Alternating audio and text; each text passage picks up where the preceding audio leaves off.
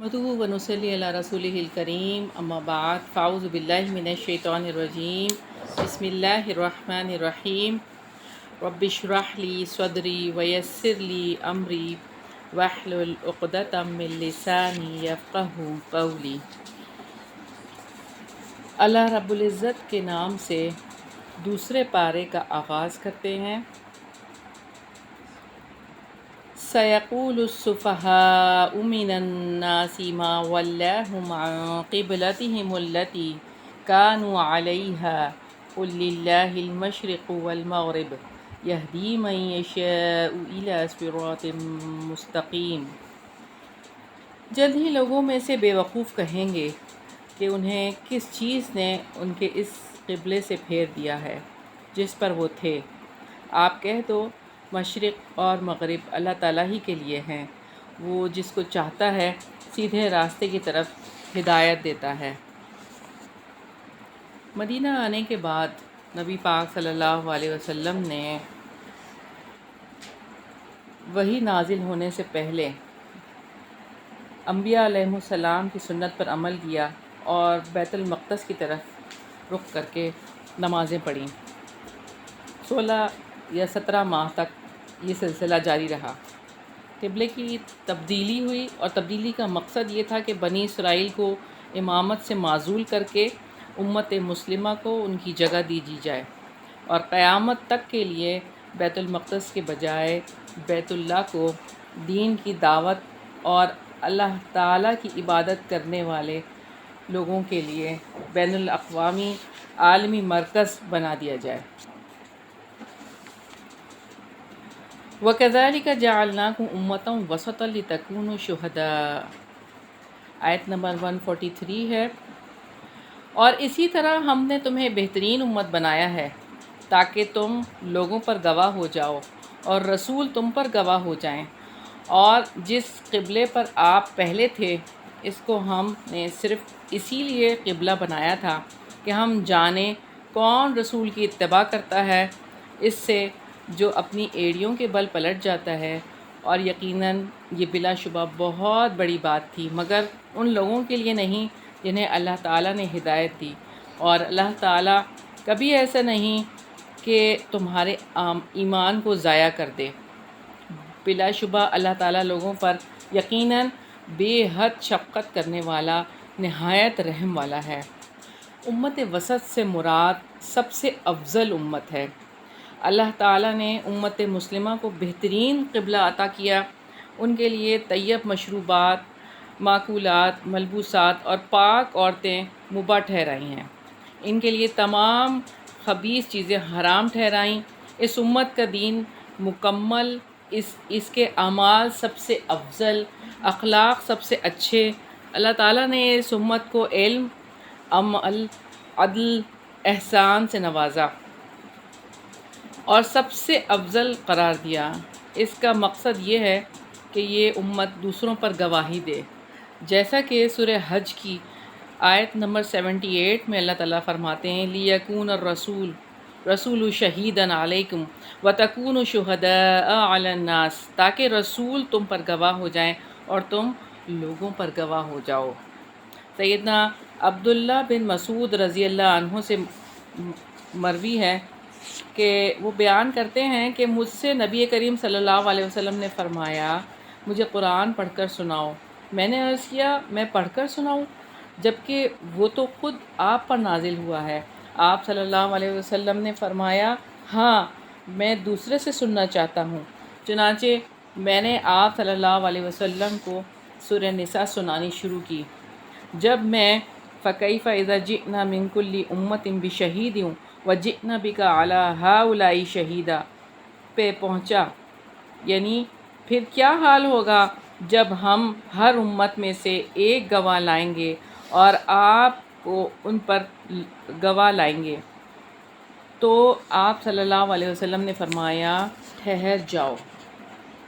मैंने देखा कि आप सल्लल्लाहु अलैहि वसल्लम की आँखों से आंसू बह रहे थे। बुखारी की 4582 नंबर रिवायत। आयत नंबर 144 है, यकीनन हम आपके चेहरे का बार बार आसमान की तरफ पलटना देख रहे हैं। تو یقیناً ہم آپ کو لازماً اس قبلے کی طرف پھیر دیں گے جسے آپ پسند کرتے تھے، سو آپ اپنا چہرہ مسجد حرام کی طرف پھیر دیں، اور تم جہاں کہیں بھی ہو اپنے چہرے کو اسی کی طرف پھیر لو، اور بلا شبہ وہ لوگ جن کو کتاب دی گئی ہے بے شک وہ جانتے ہیں، بلا شبہ ان کے رب کی جانب سے یہ واقعی حق ہے، اور وہ جو عمل کرتے ہیں اللہ تعالیٰ اس سے ہرگز بے خبر نہیں ہے۔ رسول اللہ صلی اللہ علیہ وسلم کی یہ خواہش تھی کہ دین اسلام اپنی اصل شکل میں نمایاں ہو جائے، اور اسی لیے آپ صلی اللہ علیہ وسلم کو قبلے کی تبدیلی کے حکم کا انتظار تھا۔ چنانچہ ہجرت کے دوسرے سال اس حکم کی تعمیل ہوئی۔ اہل کتاب اپنے نبیوں اور اپنی کتابوں کی پیشن گوئیوں کی وجہ سے یہ جانتے تھے کہ آخری نبی آئے گا تو قبلہ بیت اللہ ہو جائے گا۔ یہودی صرف اپنے حسد، کفر اور سرکشی کی وجہ سے انہیں چھپاتے تھے۔ آیت نمبر 145 ہے، اور یقیناً اگر آپ ان لوگوں کے پاس جنہیں کتاب دی گئی ہر نشانی لے آئیں تب بھی وہ آپ کے قبلے کی پیروی نہیں کریں گے، اور نہ آپ کسی صورت ان کے قبلے کی پیروی کرنے والے ہیں، اور نہ وہ کسی صورت ایک دوسرے کے قبلے کی پیروی کرنے والے ہیں، اور یقیناً اگر آپ نے اس کے بعد جو آپ کے پاس علم میں سے آیا ہے ان کی خواہشات کی پیروی کی تب تو یقیناً آپ ضرور ظالموں میں سے ہوں گے۔ آیت نمبر 46 ہے، جن لوگوں کو ہم نے کتاب دی ہے وہ اسے بالکل ایسے ہی پہچانتے ہیں جیسا کہ وہ اپنے بیٹوں کو پہچانتے ہیں، اور واقعتاً ان میں سے ایک گروہ ایسا بھی ہے جو یقیناً حق کو چھپاتے ہیں حالانکہ وہ جانتے ہیں۔ سیدنا عمر رضی اللہ عنہ نے عبداللہ بن سلام سے پوچھا، کیا تم رحمت عالم صلی اللہ علیہ وسلم کو اپنی اولاد کی طرح پہچانتے ہو؟ تو وہ بولے کہ ہاں، بالکل اولاد سے بھی زیادہ۔ آسمان والے امین نے زمین والے امین یعنی عیسیٰ علیہ السلام کو آپ کی صفتیں بتا دی تھیں۔ ہم انہی صفات سے آپ صلی اللہ علیہ وسلم کو پہچانتے ہیں۔ ہمیں آپ صلی اللہ علیہ وسلم کے پیغمبر آخر الزماں ہونے میں ذرا سا شک بھی نہیں ہے۔ جیسے انسان بھرے مجمع میں لاکھوں میں اپنی اولاد پہچان لیتا ہے، اسی طرح اہل کتاب آپ صلی اللہ علیہ وسلم کو پہچانتے ہیں، کیونکہ ان کی کتابوں میں نبی آخر الزماں کے جو اوصاف ہیں وہ اوصاف آپ صلی اللہ علیہ وسلم میں پائے جاتے ہیں، لیکن پھر بھی اہل کتاب اس صداقت کو چھپاتے ہیں اور آپ صلی اللہ علیہ وسلم کی صفات پر پردہ ڈالتے ہوئے ایسے کام کرتے ہیں۔ آیت نمبر 147 ہے، آپ کے رب کی طرف سے یہی حق ہے، پس آپ شک کرنے والوں میں سے ہرگز نہ ہو جانا۔ اگلی آیت ہے 148، اور ہر ایک کے لیے ایک سمت ہے جس کی طرف وہ منہ پھیرنے والا ہے، سو نیکیوں میں ایک دوسرے سے آگے بڑھو، تم جہاں کہیں بھی ہوگے اللہ تعالیٰ تمہیں اکٹھا کر کے لے آئے گا، یقیناً اللہ تعالیٰ ہر چیز پر پوری طرح قدرت رکھنے والا ہے۔ یقیناً اللہ تعالیٰ ہر چیز پر پوری طرح قدرت رکھنے والا ہے۔ اللہ تعالیٰ اس بات پر پوری طرح قدرت رکھتا ہے کہ تمہارے جسموں کو زمین سے نکال کر جمع کر دے گا، اگرچہ وہ گل سڑ کر بکھر گئے ہوں گے۔ انسان گل سڑ کر فنا ہو جائیں گے تب بھی اللہ تعالیٰ اپنی قدرت سے انہیں سمیٹ لے گا اور میدان حشر میں لا کھڑا کرے گا اور اعمال کا حساب کتاب لے گا۔ اللہ رب العزت سورہ نجم کی آیت نمبر 31 میں فرماتے ہیں، لِيَجْزِيَ الَّذِينَ أَسَاءُوا بِمَا عَمِلُوا وَيَجْزِيَ الَّذِينَ أَحْسَنُوا بِالْحُسْنَى،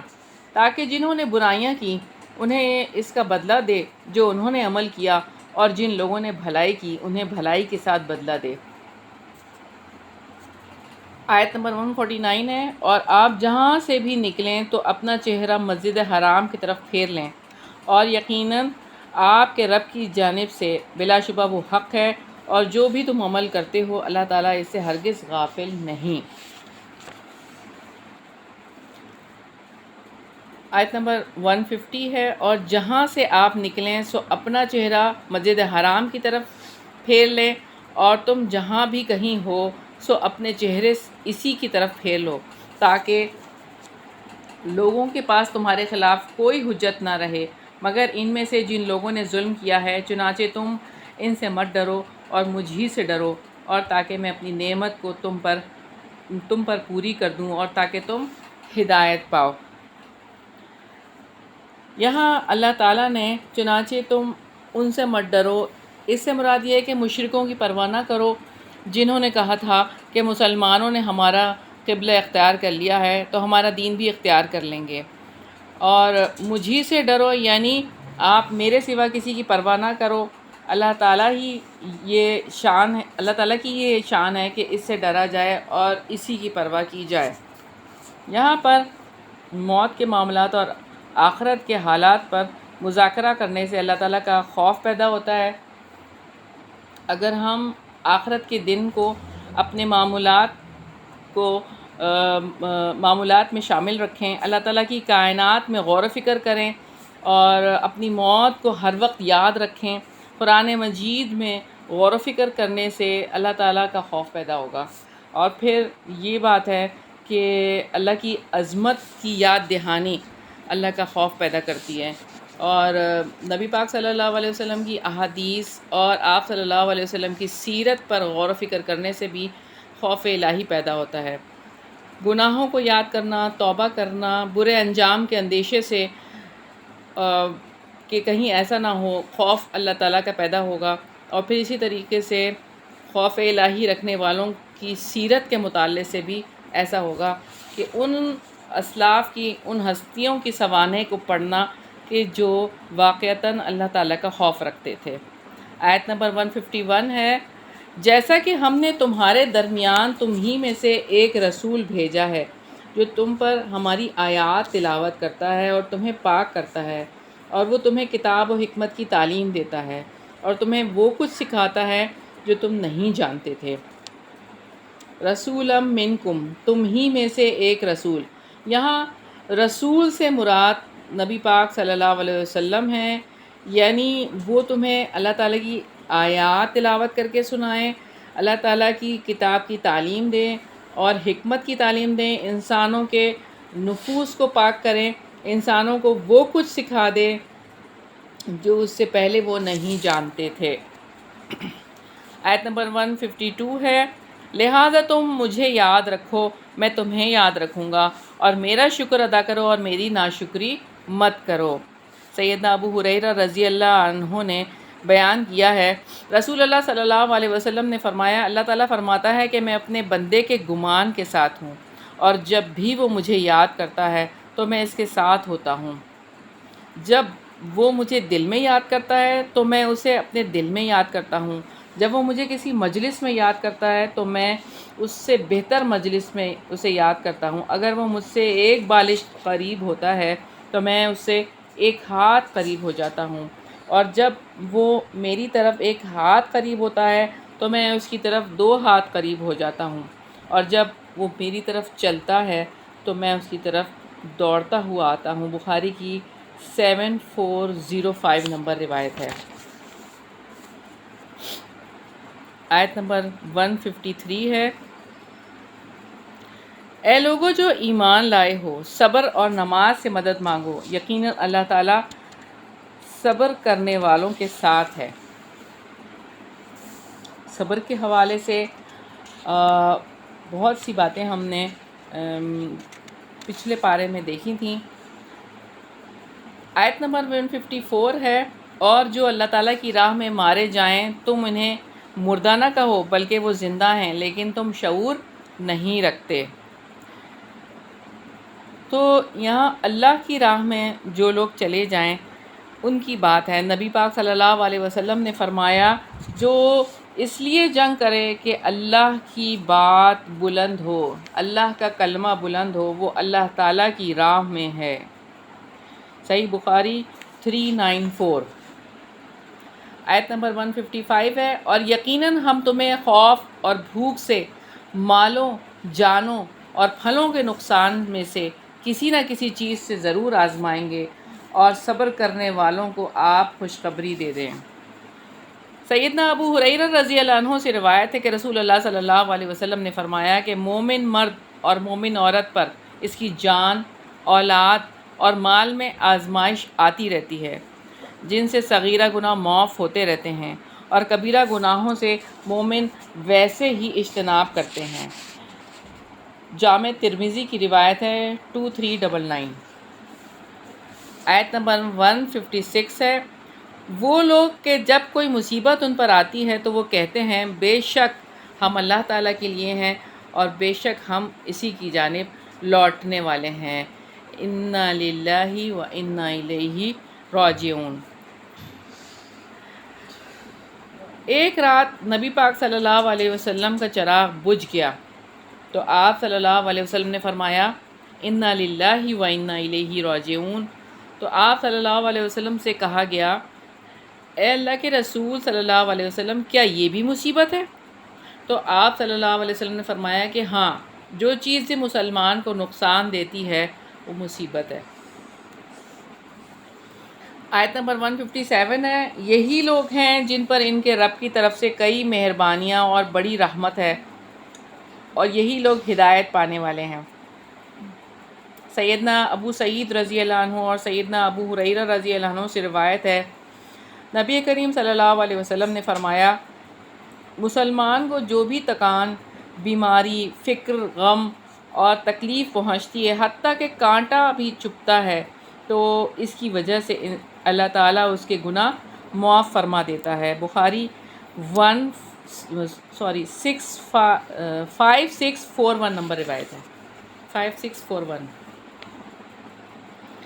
آیت نمبر 158 ہے، یقیناً صفا اور مروہ اللہ تعالیٰ کی نشانیوں میں سے ہیں، تو جو کوئی بیت اللہ کا حج یا عمرہ کرے تو اس پر کوئی حرج نہیں کہ ان دونوں کا خوب طواف کرے، اور جو کوئی خوشی سے کوئی نیکی کرے تو یقیناً اللہ تعالیٰ قدردان ہے، سب کچھ جاننے والا ہے۔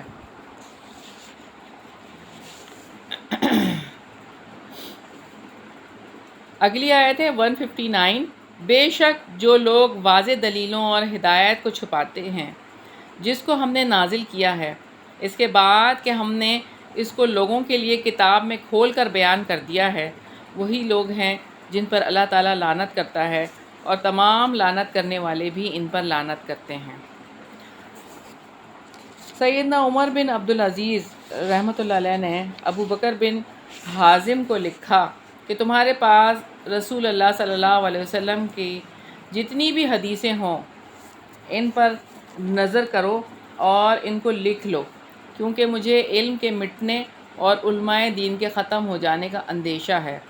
اور رسول اللہ صلی اللہ علیہ وسلم کے سوا کسی کی حدیث قبول نہ کرو، اور لوگوں کو چاہیے کہ علم پھیلائیں اور ایک جگہ جم کر بیٹھیں تاکہ جاہل بھی جان لے، اور علم چھپانے ہی سے ضائع ہوتا ہے۔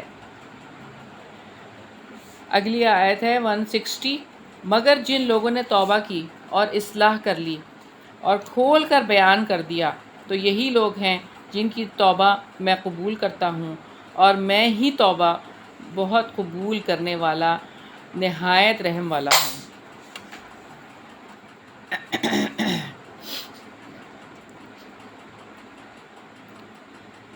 اللہ تعالیٰ توبہ کر لینے والے کے ساتھ عفو و درگزر سے پیش آتا ہے، پھر ان پر اپنے انعامات کی بارش برسا دیتا ہے۔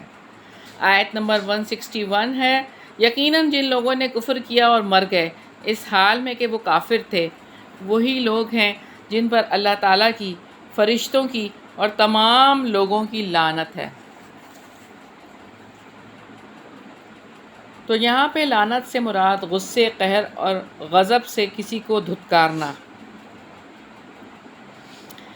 آیت نمبر 162 ہے، اس جہنم میں ہمیشہ رہنے والے ہیں، نہ ان سے عذاب ہلکا کیا جائے گا اور نہ وہ مہلت دیے جائیں گے۔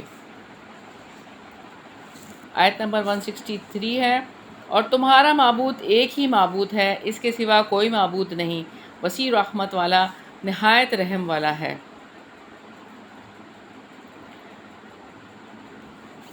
اگلی آیت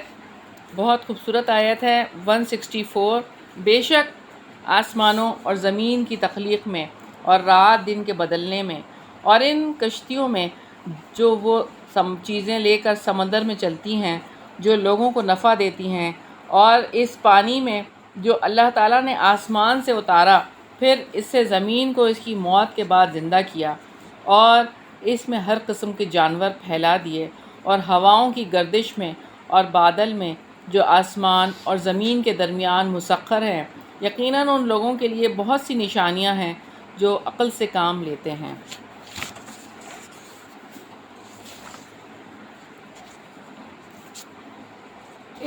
ان آیات میں آپ دیکھیں کہ اللہ تعالیٰ نے اپنی قدرت کی بہت ساری نشانیاں بیان فرمائی ہیں تاکہ ہم اللہ تعالیٰ کی قدرت پر غور و فکر کریں۔ اس کائنات کی ہر چیز کا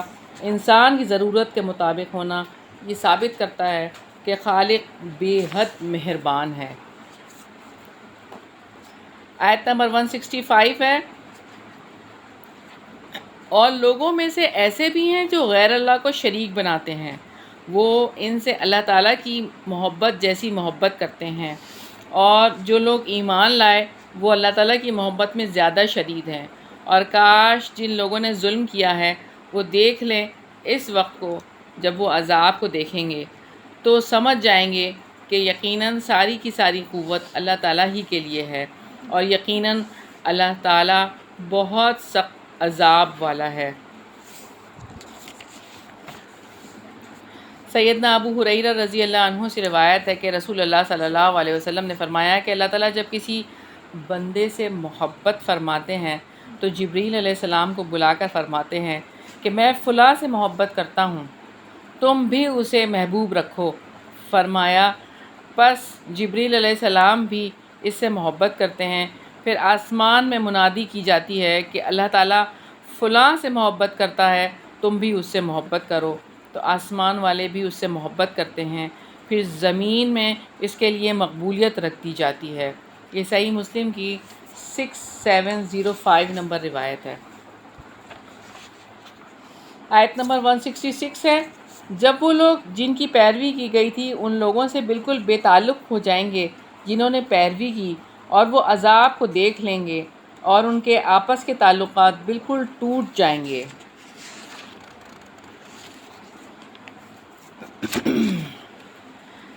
167 ہے، اور جن لوگوں نے پیروی کی تھی کہیں گے کاش ہمارے لیے ایک بار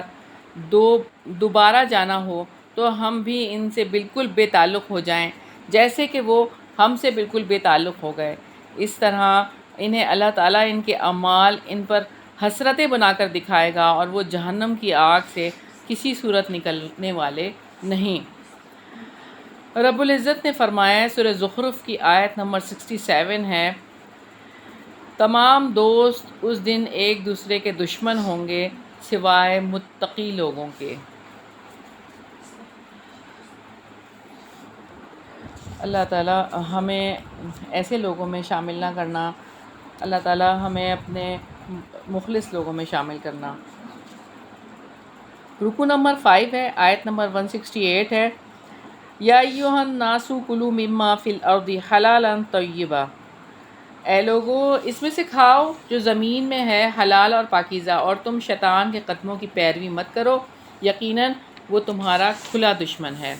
سیدنا ابو ہریرہ رضی اللہ عنہ سے روایت ہے کہ رسول اللہ صلی اللہ علیہ وسلم نے فرمایا کہ جو شخص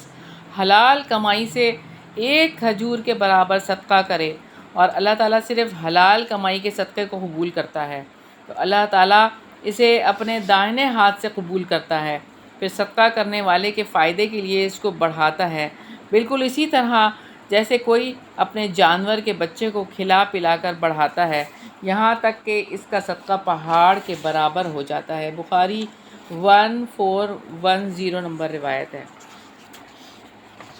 آیت نمبر 169 ہے،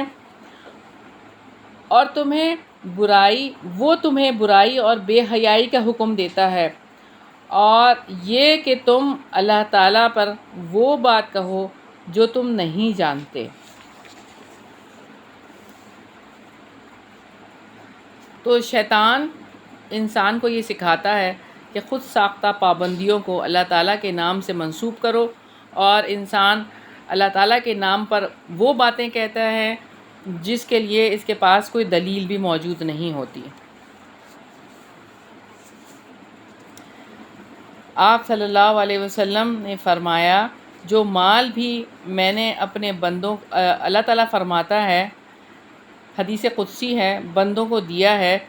حلال اور طیب ہے، مگر شیاطین ان کو گمراہ کرتے ہیں۔ مسلم کی 7207 نمبر روایت ہے۔ آیت نمبر 170 ہے، اور جب ان سے کہا جاتا ہے کہ اس کی پیروی کرو جو اللہ تعالیٰ نے اتارا ہے، تو وہ کہتے ہیں بلکہ ہم تو اسی کی پیروی کریں گے جس پر ہم نے اپنے باپ دادا کو پایا ہے، کیا اگرچہ ان کے باپ دادا تھوڑی سی عقل بھی نہ رکھتے ہوں اور نہ ہی وہ ہدایت پاتے ہوں۔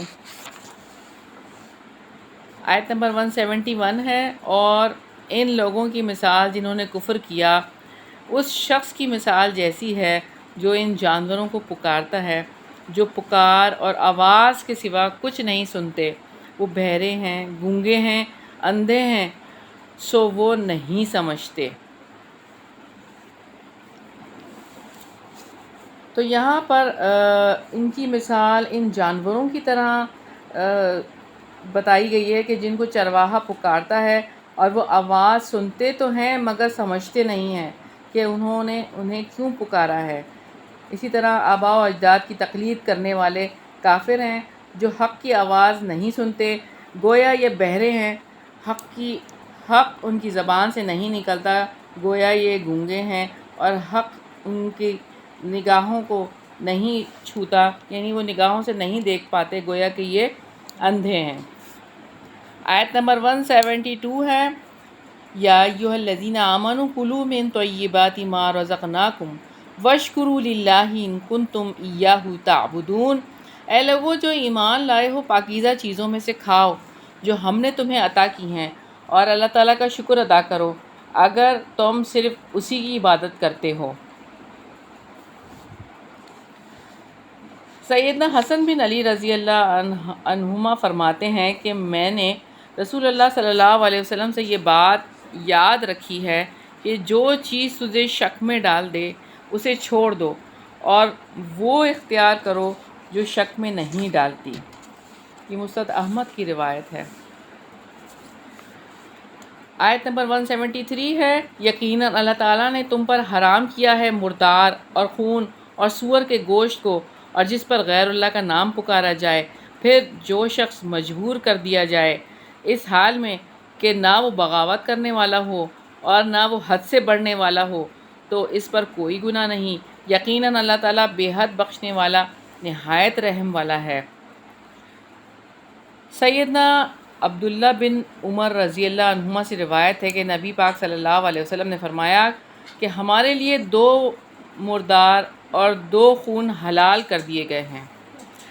2 مردار سے مراد مچھلی اور ٹڈی ہے، اور 2 خون سے مراد کلیجی اور تلی ہے۔ یہ ابن ماجہ کی 3314 نمبر روایت ہے۔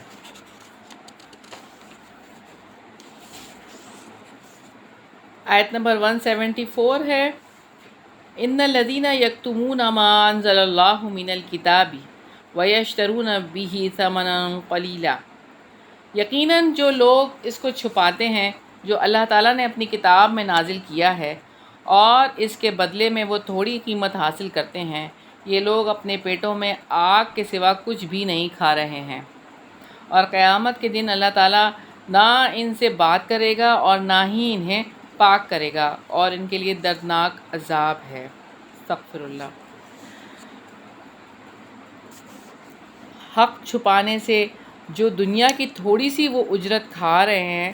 تو اس سے وہ اپنے پیٹ میں آگ ہی بھرتے ہیں۔ 175 آیت ہے، یہی لوگ ہیں جنہوں نے ہدایت کے بدلے میں گمراہی کو اور بخشش کے بدلے میں عذاب کو خریدا ہے، سو وہ آگ پر کس قدر صبر کرنے والے ہیں۔ یعنی انہوں نے بخشش کے بدلے عذاب کو خریدا ہے۔ آیت نمبر 176 ہے، اس کی وجہ یہ ہے کہ اللہ تعالیٰ نے اس کتاب کو یقیناً حق کے ساتھ نازل فرمایا ہے، اور وہ لوگ جنہوں نے اس کتاب میں اختلاف کیا بلا شبہ وہ بہت دور کی مخالفت میں ہیں۔ رکوع نمبر 6 ہے، آیت بر ہے 177، لیس البر ان تولوا وجوہکم قبل المشرق والمغرب، نیکی یہ نہیں کہ تم اپنے چہرے مشرق اور مغرب کی طرف پھیر دو، لیکن اصل نیکی اس کی ہے جو آدمی اللہ تعالیٰ پر، آخرت کے دن پر، فرشتوں پر، کتاب پر اور نبیوں پر ایمان لائے اور مال دے اس کی محبت کے باوجود رشتہ داروں، یتیموں، مسکینوں، مسافروں، سوال کرنے والوں اور غلاموں کو چھڑانے میں، اور نماز قائم کی اور زکوٰۃ ادا کی اور اپنے عہد کو پورا کرنے والے ہوں جب وہ عہد کریں، اور تنگ دستی، تکلیف اور لڑائی کے وقت صبر کرنے والے ہوں، یہی لوگ ہیں جنہوں نے سچ کہا اور یہی متقی لوگ ہیں۔ تو یہاں کتنی خوبصورتی سے ساری باتوں کا اللہ تعالیٰ نے ذکر فرمایا۔ سیدنا ابو ہریرہ رضی اللہ عنہ سے روایت ہے کہ رسول اللہ صلی اللہ علیہ وسلم نے فرمایا، ایک وہ دینار ہے جسے تو اللہ تعالیٰ کے راستے میں خرچ کرے، اور ایک وہ دینار ہے جو کسی گردن کے آزاد کرنے میں خرچ کرے، اور ایک وہ دینار ہے جو تو کسی مسکین پر صدقہ کرے، اور ایک وہ دینار ہے جو تو اپنے بال بچوں پر خرچ کرے۔ ان میں سب سے زیادہ اجر اس دینار میں ہے جو تو اپنے بال بچوں میں خرچ کرے۔ مسلم کی 2311 نمبر روایت ہے۔ آیت نمبر 178 ہے، اے لوگو جو ایمان لائے ہو، تم پر مقتولوں کا بدلہ لینا فرض کر دیا گیا ہے، آزاد کے بدلے وہی آزاد قاتل، اور غلام کے بدلے وہی غلام قاتل، اور عورت کے بدلے وہی قاتلہ عورت قتل ہوگی۔ پھر جس کو اپنے بھائی سے کچھ بھی معافی مل جائے تو معروف طریقے سے پیچھا کرنا اور خوبی کے ساتھ اس دیت کو ادا کرنا ہے، یہ ایک طرح کی آسانی اور مہربانی تمہارے رب کی طرف سے ہے۔ پھر اس کے بعد جس نے زیادتی کی تو اس کے لیے دردناک عذاب ہے۔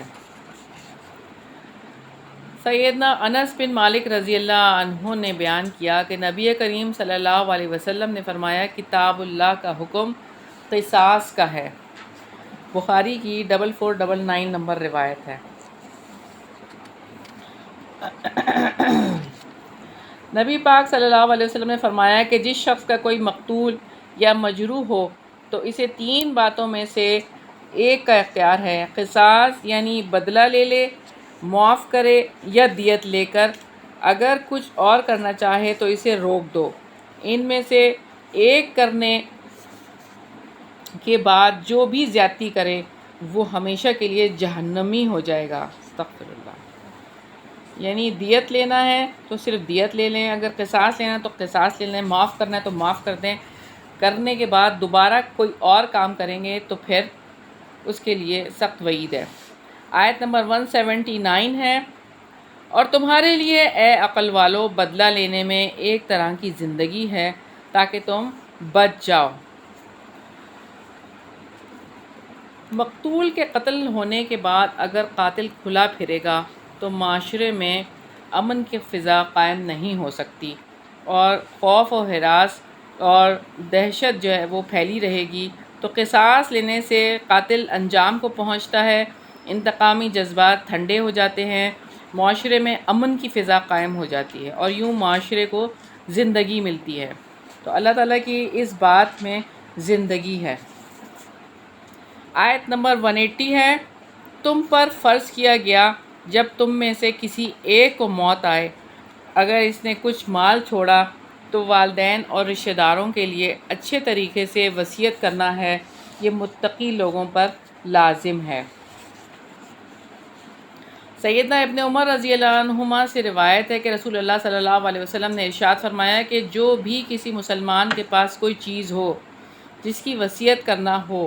تو اس کے لیے یہ بات ٹھیک نہیں ہے کہ 2 راتیں گزر جائیں اس کی وصیت اس کے پاس لکھی ہوئی نہ ہو۔ یہ بخاری کی 2537 نمبر روایت ہے۔ آیت نمبر 181 ہے، پھر جو اسے بدل ڈالے اس کے بعد کہ اسے سن چکا ہو تو یقیناً انہی لوگوں پر اس کا گناہ ہے جو اسے بدلے، یقیناً اللہ تعالیٰ سب کچھ سننے والا، سب کچھ جاننے والا ہے۔ آیت نمبر 182 ہے، پھر جو کوئی وصیت کرنے والے سے کسی قسم کی طرفداری یا گناہ سے ڈرے پس وہ ان کے درمیان اصلاح کر دے تو اس پر کوئی گناہ نہیں، یقیناً اللہ تعالیٰ بے حد بخشنے والا، نہایت رحم والا ہے۔ اللہ تعالیٰ نے وصیت کرنے والے کی طرفداری یا بھول یا جان بوجھ کر گناہ کی وصیت کا خوف کھانے والے کو اصلاح کرنے کے لیے اپنی رحمت اور مغفرت کا شعور دلایا ہے۔ آیت نمبر 183 ہے، یا ایھا الذین آمنوا کتب علیکم الصیام کما کتب علی الذین من قبلکم لعلکم تتقون، اے لوگو جو ایمان لائے ہو، تم پر روزہ رکھنا فرض کر دیا گیا جیسے ان لوگوں پر فرض کیا گیا جو تم سے پہلے تھے تاکہ تم بچ جاؤ۔ نبی کریم صلی اللہ علیہ وسلم نے فرمایا، اللہ تعالیٰ فرماتا ہے کہ ابن آدم کا ہر عمل اس کا ہے سوائے روزے کے، کہ یہ میرا ہے اور میں خود اس کا بدلہ دوں گا، اور روزے دار کے منہ کی خوشبو اللہ تعالیٰ کے نزدیک مشک کی خوشبو سے بھی بڑھ کر ہے۔ بخاری کی 5927 نمبر روایت ہے۔ تو امت مسلمہ پر روزے فرض کیے گئے ہیں، اور رمضان کی بات ہے، رمضان کے مہینے میں وقتی طور پر اگر ہم حلال چیزوں کو چھوڑتے ہیں تو ہمارے لیے یہ تربیت ہوتی ہے کہ انسان ساری عمر کے لیے حرام چیزوں کو چھوڑ دے جن سے اللہ تعالیٰ نے روکا ہے، جو اللہ تعالیٰ کو ناپسند ہیں۔ اسی طرح انسان کو شعور دلایا جاتا ہے کہ اللہ تعالیٰ کے حکم سے حلال کو چھوڑ سکتے ہو تو حرام کو بھی چھوڑ سکتے ہو، یوں تقوی کی تربیت ہوتی ہے۔ آیت نمبر 184 ہے، ایام معدودات، گنتی کے چند دن ہیں، پھر جو کوئی تم لوگوں میں سے مریض ہو یا سفر میں ہو تو دوسرے دنوں سے شمار کر کے مدت پوری کرنا ہے، اور جو لوگ اس روزہ رکھنے کی طاقت رکھتے ہوں تو ان پر ایک مسکین کا کھانا فدیہ ہے، پھر جو کوئی خوشی سے کوئی نیکی کرے تو وہ اس کے لیے بہتر ہے، اور یہ کہ تم روزہ رکھو تمہارے لیے بہتر ہے اگر تم جانتے ہو۔ تو یہاں پر اگر کوئی بیمار ہے یا کوئی نہیں رکھ سکتا روزے، مجبوری ہے، تو فدیہ کتنا ہے؟ ایک مسکین کا کھانا۔ اور ابن عباس کی تفسیر سے ہمیں پتہ چلتا ہے کہ کھانا ایک آدمی 2 وقت کھاتا ہے، اور ویسے بھی رمضان دیکھیں تو سحری اور افطار ہوتا ہے، تو 3 وقت کا کھانا تو ہم نے کھایا ہے، ویسے تو 2 وقت کا کھانا ہے، تو وہ ایک مسکین کو کھانا کا مطلب 2 وقت کے کھانے کے حساب سے اس کو فدیہ دیا جائے گا، اور جیسے کہ وہ کھانا کھاتا ہے اسی طرح کے کھانے کا فدیہ دیا جائے گا۔ آیت نمبر 185 ہے، شہر رمضان الذی انزل فیہ القرآن ھدی للناس وبینات من الھدی والفرقان، رمضان کا مہینہ وہ ہے جس میں قرآن نازل کیا گیا جو لوگوں کے لیے ہدایت ہے، جس میں ہدایت میں سے اور حق و باطل میں فرق کرنے والے واضح دلائل ہیں۔ پھر تم میں سے جو کوئی اس مہینے کو پائے تو چاہیے کہ وہ اس کے روزے رکھے، اور جو کوئی مریض ہو یا سفر میں ہو تو دوسرے دنوں سے شمار کر کے تعداد پوری کرنا ہے۔ اللہ تعالیٰ تمہارے ساتھ آسانی کا ارادہ رکھتا ہے اور تم لوگوں کے ساتھ دشواری کا ارادہ نہیں رکھتا، اور تاکہ تم شمار کی ہوئی مدت پوری کر سکو، اور تاکہ تم اللہ تعالیٰ کی بڑائی بیان کرو اس پر کہ اس نے تمہیں ہدایت دی ہے، اور تاکہ تم شکر ادا کرو۔ سیدنا ابن عباس رضی اللہ عنہما کہتے ہیں کہ رسول اللہ صلی اللہ علیہ وسلم تمام لوگوں سے زیادہ سخی تھے، اور تمام اوقات سے زیادہ آپ صلی اللہ علیہ وسلم رمضان میں سخی ہو جاتے تھے، خصوصاً جب آپ صلی اللہ علیہ وسلم سے جبریل علیہ السلام آ کر ملتے تھے، اور جبریل علیہ السلام آپ صلی اللہ علیہ وسلم سے رمضان کی ہر رات میں ملتے تھے اور آپ صلی اللہ علیہ وسلم سے قرآن کا دور کیا کرتے تھے، تو یقیناً اس وقت رسول اللہ صلی اللہ علیہ وسلم خلق اللہ کی نفع رسانی میں تند و تیز ہوا سے بھی زیادہ ثقافت میں تیز ہوتے تھے۔ یہ بخاری کی 3220 نمبر روایت ہے۔ رمضان میں نیکی اور احسان کے کون کون سے کام کیے جا سکتے ہیں؟ روزہ رکھنا، صدقہ و خیرات کرنا، رات کا قیام کرنا، تلاوت قرآن مجید، روزے افطار کروانا، اعتکاف کرنا، رمضان المبارک کی خصوصی عبادات میں یہ ساری چیزیں آ جاتی ہیں، اور اللہ تعالیٰ کا قرب حاصل کرنے کے لیے عبادت کی غرض سے مسجد میں رہنا اعتکاف کہلاتا ہے۔ تو رمضان کے آخری عشرے میں خوب محنت کرنا، لیلۃ القدر کی تلاش کرنا، عمرہ کرنا، کثرت سے دعائیں کرنا۔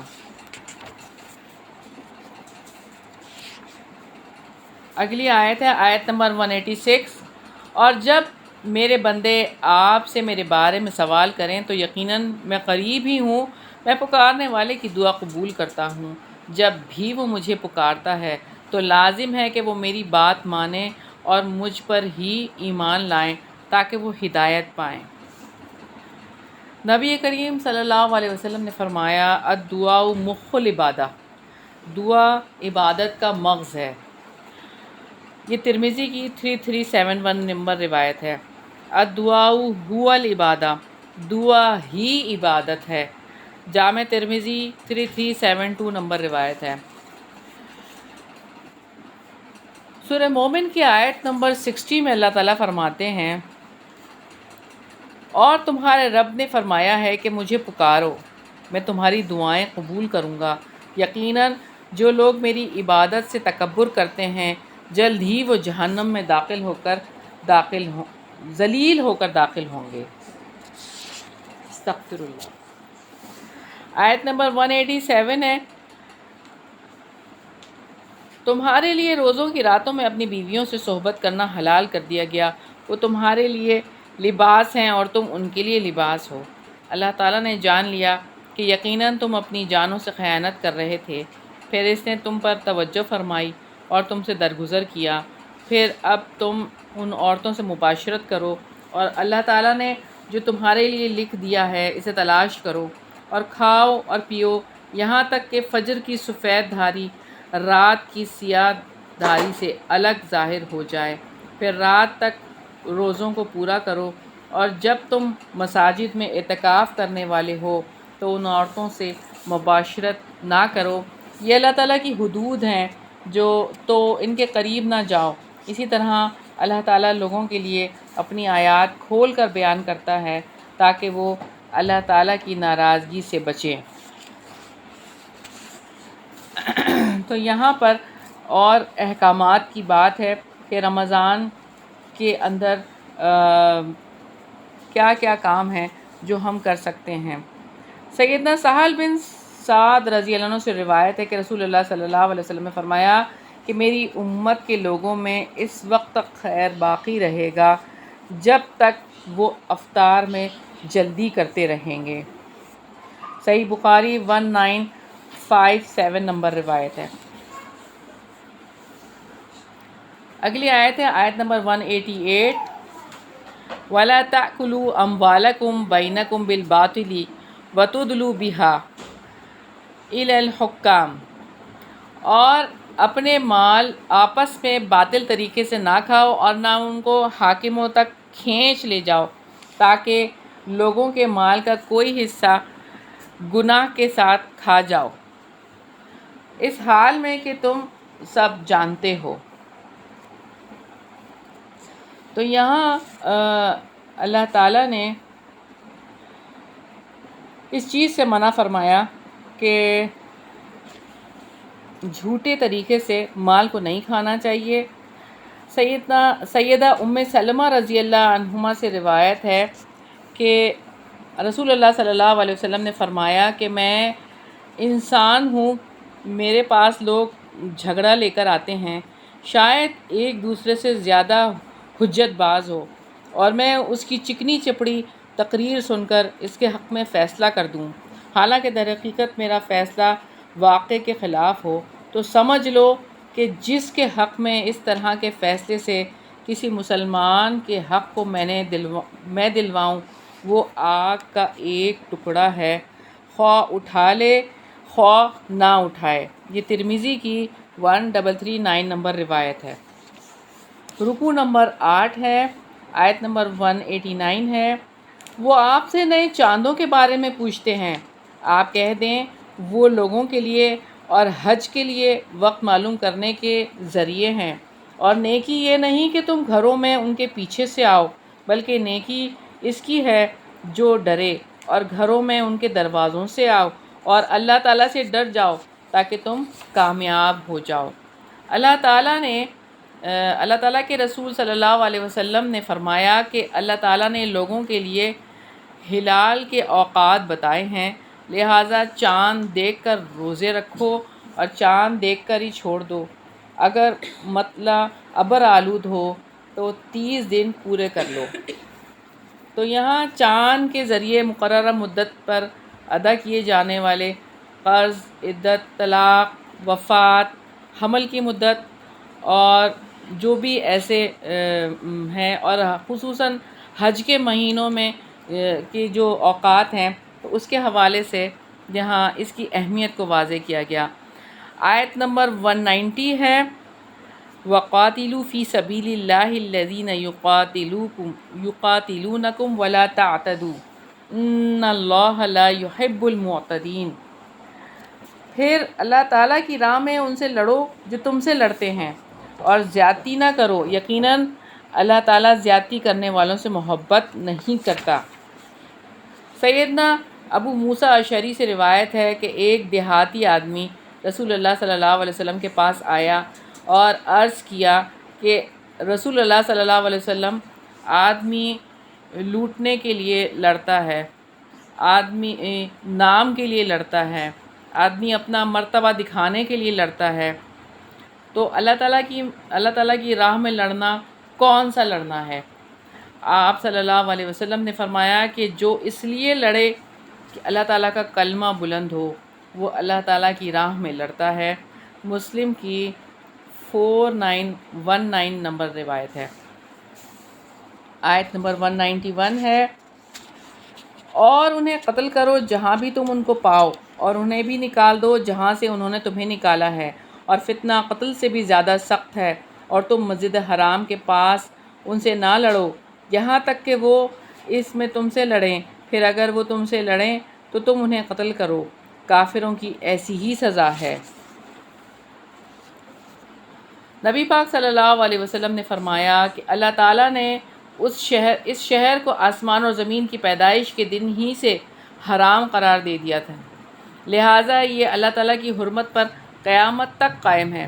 بس میرے لیے ایک دن تھوڑی ہی دیر کے لیے حلال کیا گیا تھا، پھر اس کی حرمت حسب سابق لوٹ آئی، لہٰذا نہ اس کا درخت کاٹا جائے گا اور نہ اس کی گھاس اکھیڑی جائے گی۔ اگر کوئی میرے جہاد کی وجہ سے اس میں جواز جنگ کا قائل ہو تو اسے کہہ دو کہ اللہ تعالیٰ نے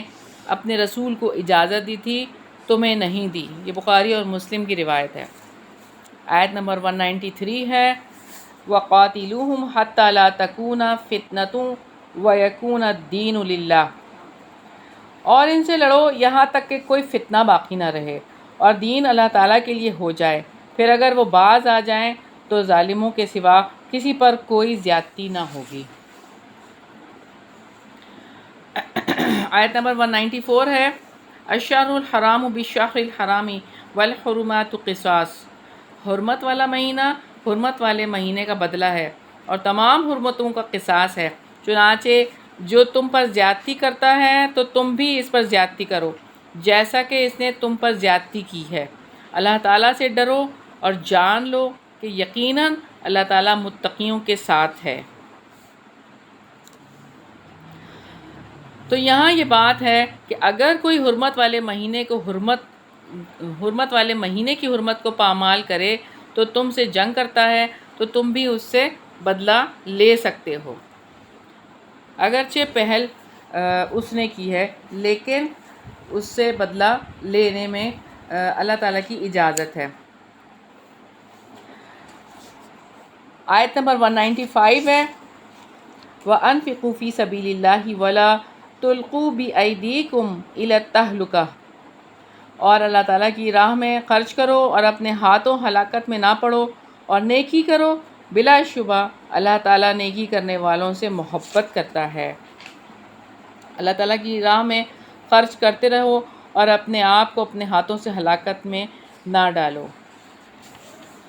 اس آیت میں انفاق کا ذکر کیا گیا۔ سیدنا ابو ہریرہ رضی اللہ عنہ سے روایت ہے کہ نبی کریم صلی اللہ علیہ وسلم نے فرمایا کہ ہر دن جس میں بندے صبح کرتے ہیں 2 فرشتے اترتے ہیں، ان میں سے ایک کہتا ہے اے اللہ خرچ کرنے والے کو اس کا بدلہ عطا فرما، اور دوسرا کہتا ہے اے اللہ روک کر رکھنے والے کے مال کو ضائع فرما دے۔ بخاری کی 1442 نمبر روایت ہے۔ اگلی آیت ہے 196، اور حج اور عمرہ اللہ تعالیٰ کے لیے پورا کرو، پھر اگر تمہیں روک دیا جائے تو قربانی کا جو بھی جانور میسر ہو ذبح کر دو، اور اپنے سروں کو نہ منڈواؤ جب تک قربانی کا جانور اپنے مقام تک نہ پہنچ جائے۔ پھر تم میں سے جو کوئی بیمار ہو یا اس کے سر میں تکلیف ہو تو روزے یا صدقے یا قربانی کا فدیہ ہے۔ پھر جب تم امن میں ہو تو جو کوئی عمرے سے حج تک ساتھ فائدہ اٹھائے تو قربانی میں سے جو میسر ہو ذبح کرے۔ پھر جو قربانی نہ پائے وہ 3 دن کے روزے حج میں رکھے، اور 7 دن کے اس وقت جب تم واپس آؤ، یہ پورے 10 دن ہیں۔ یہ اس کے لیے ہیں جس کے اہل و عیال مسجد حرام کے قریب رہائشی نہ ہوں، اور اللہ تعالیٰ سے ڈر جاؤ اور جان لو بلا شبہ اللہ تعالیٰ بہت سخت عذاب والا ہے۔ حج اور عمرہ کو صرف اور صرف اللہ تعالیٰ کی رضا کے لیے ادا کیا جائے گا۔ اور یہاں پہ تینوں حج قران، حج تمتع اور حج افراد کا ذکر ہے۔ رکوع نمبر 9 ہے الحج اشہر معلومات، آیت نمبر 197 ہے حج کے مہینے چند ہیں جو معلوم ہیں، چنانچہ جو شخص ان میں حج فرض کر لے تو حج میں نہ کوئی شہوانی فعل ہو، نہ کوئی نافرمانی اور نہ کوئی لڑائی جھگڑا، اور نیکی میں سے جو کام بھی تم کرو گے اللہ تعالیٰ اس کو جان لے گا، اور اپنے ساتھ زاد راہ لے لو تو یقیناً بہترین زاد راہ تقوی ہے، اور اے عقل والو مجھ ہی سے ڈرتے رہو۔ یہاں پر بہترین زاد راہ تقوی کی بات کی گئی ہے۔ سیدنا شداد بن اوس رضی اللہ عنہ سے روایت ہے کہ نبی کریم صلی اللہ علیہ وسلم نے فرمایا عقل والا اور ہوشیار وہ ہے جس نے اپنے نفس کو تابعدار بنا لیا اور مرنے کے بعد کے لیے عمل کیا۔ یہ جامع ترمذی کی 2459 نمبر روایت ہے۔ آیت نمبر 198 ہے لیس علیکم جناح ان تبتغوا فضلا من ربکم، تم پر کوئی گناہ نہیں کہ تم اپنے رب کا فضل تلاش کرو۔ پھر جب تم عرفات سے واپس آؤ تو مشعر حرام کے پاس اللہ تعالیٰ کا ذکر کرو، اور اس کا ذکر کرو جیسے اس نے تمہیں ہدایت دی ہے، اور بلا شبہ اس سے پہلے یقیناً تم گمراہ لوگوں میں سے تھے۔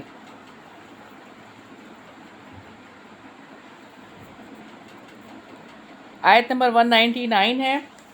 ثم افیضوا من حیث افاض الناس واستغفروا اللہ ان اللہ غفور الرحیم،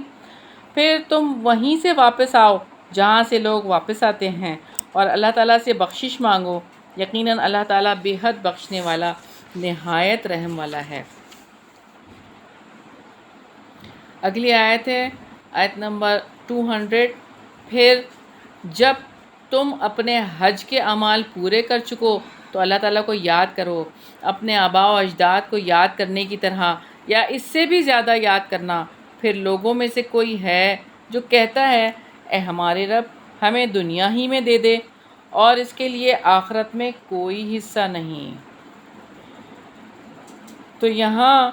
جو صرف دنیا کو مانگے گا تو اس کے لیے پھر آخرت میں کوئی حصہ نہیں ہوگا۔ آیت نمبر 201 ہے، وَمِنْهُمْ مَنْ يَقُولُ رَبَّنَا آتِنَا فِي الدُّنْيَا حَسَنَةً وَفِي الْآخِرَةِ حَسَنَةً وَقِنَا عَذَابَ النَّارِ، اور ان میں سے کوئی ہے جو کہتا ہے اے ہمارے رب ہمیں دنیا میں بھی بھلائی عطا فرما اور آخرت میں بھی بھلائی عطا فرما اور ہمیں آگ کے عذاب سے بچا۔ رسول اللہ صلی اللہ علیہ وسلم یہی دعا ربنا آتینا فی الدنیا حسنۃ وفی الآخرۃ حسنۃ وقنا عذاب النار طواف کے دوران رکن یمانی اور حجر اسود کے درمیان پڑھا کرتے تھے۔ آیت نمبر 202 ہے، یہی لوگ ہیں جن کے لیے اس میں سے ایک حصہ ہے جو انہوں نے کمایا اور اللہ تعالیٰ بہت جلد حساب لینے والا ہے۔ آیت نمبر 203 ہے،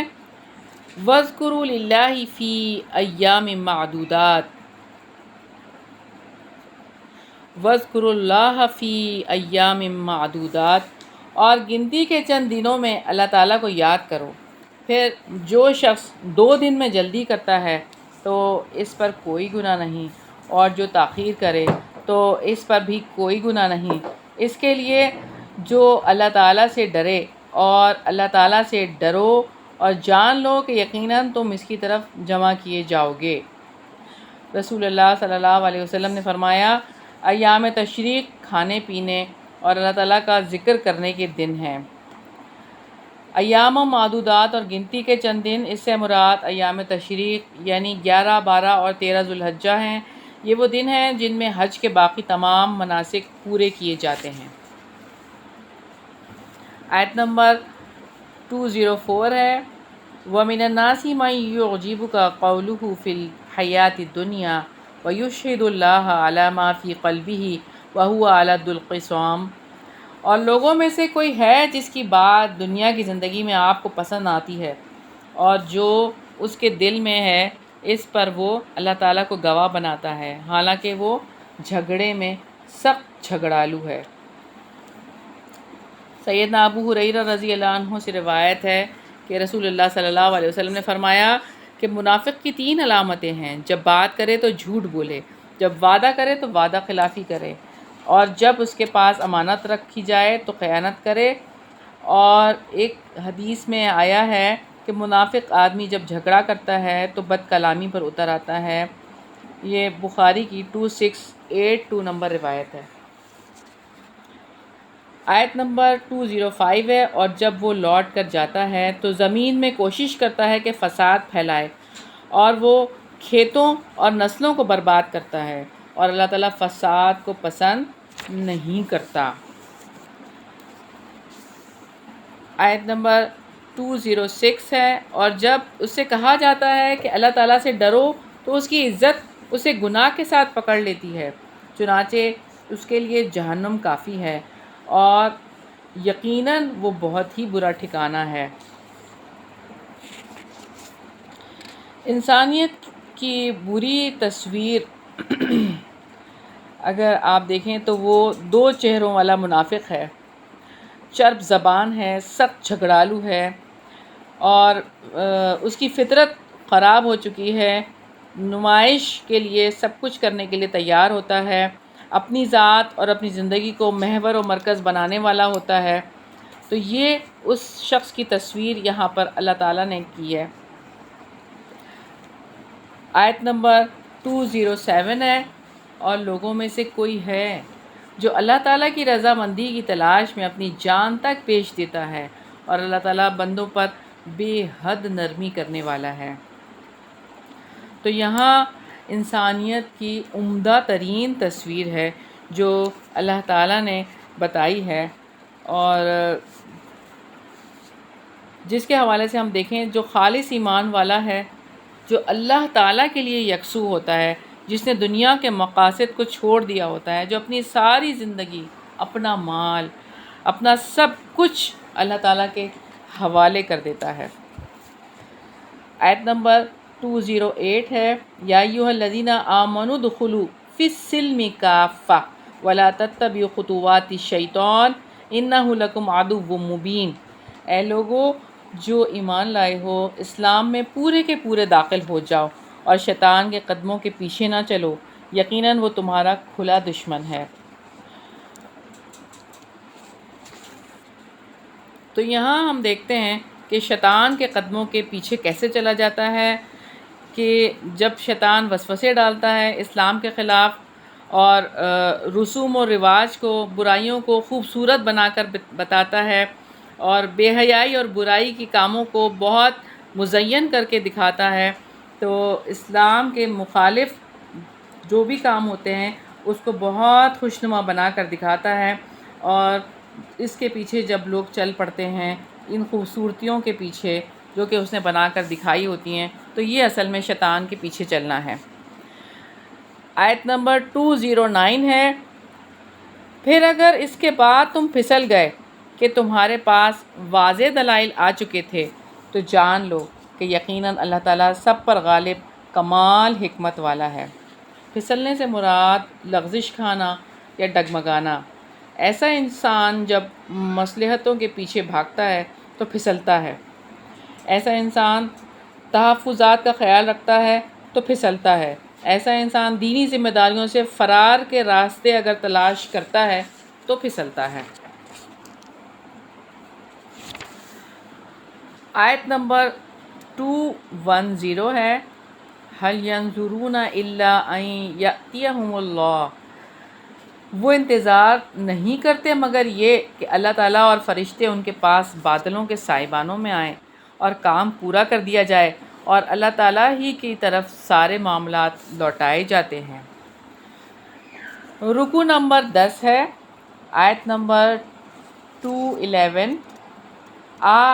آپ بنی اسرائیل سے پوچھو ہم نے انہیں کتنی ہی کھلی نشانیاں دیں، اور جو کوئی اللہ تعالیٰ کی نعمت کو بدل دے اس کے بعد کہ وہ اس کے پاس آ چکی ہو تو یقیناً اللہ تعالیٰ بہت سخت سزا والا ہے۔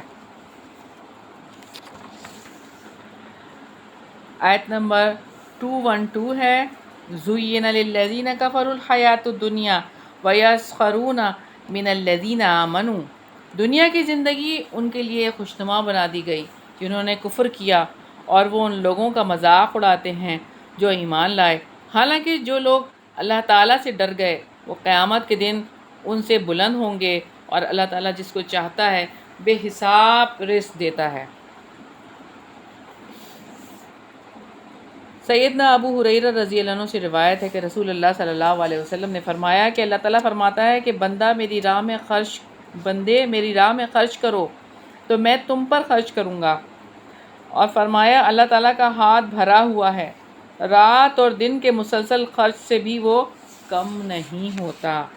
اور فرمایا تم نے دیکھا نہیں جب سے اللہ تعالیٰ نے آسمان اور زمین کو پیدا کیا ہے مسلسل خرچ کیے جا رہا ہے، لیکن اس کے ہاتھ میں کوئی کمی نہیں ہوئی، اس کا عرش پانی پر تھا اور اس کے ہاتھ میں میزان عدل ہے جسے وہ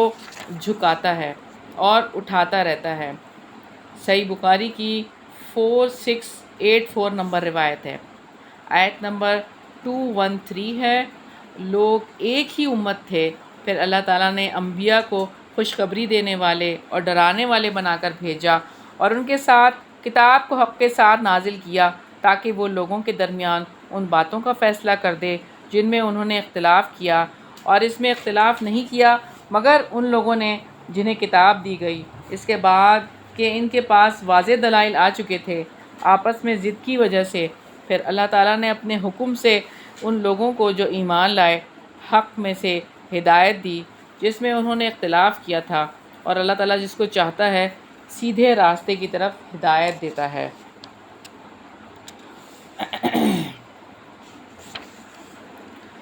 رسول اللہ صلی اللہ علیہ وسلم نے فرمایا، ہم دنیا میں سب سے پیچھے تھے لیکن جنت میں سب سے پہلے جائیں گے۔ اہل کتاب کو ہم سے پہلے کتاب دی گئی اور ہمیں قرآن سب سے آخر میں دیا گیا۔ اہل کتاب مختلف فرقوں میں بٹ گئے اور اللہ تعالیٰ نے اپنے ارادے سے اختلاف میں ہماری صحیح رہنمائی فرمائی۔ اہل کتاب میں ہفتے کی چھٹی منانے میں اختلاف ہو گیا، کوئی ہفتہ مناتا ہے کوئی اتوار، اللہ تعالیٰ نے ہمیں صحیح دن بتا دیا جو جمعہ ہے۔ اہل کتاب اس حیثیت سے بھی ہم سے پیچھے ہیں۔ آیت نمبر 214 ہے، یا تم نے گمان کر رکھا ہے کہ تم جنت میں داخل ہو جاؤ گے، حالانکہ ابھی تم پر ان لوگوں جیسے حالات نہیں آئے جو تم سے پہلے گزر چکے۔ ان کو تنگ دستی اور تکلیف پہنچی اور وہ بری طرح ہلائے گئے، یہاں تک کہ رسول بھی اور وہ لوگ جو اس کے ساتھ ایمان لائے کہہ اٹھے، اللہ تعالیٰ کی مدد کب آئے گی؟ سن لو، یقیناً اللہ تعالیٰ کی مدد قریب ہی ہے۔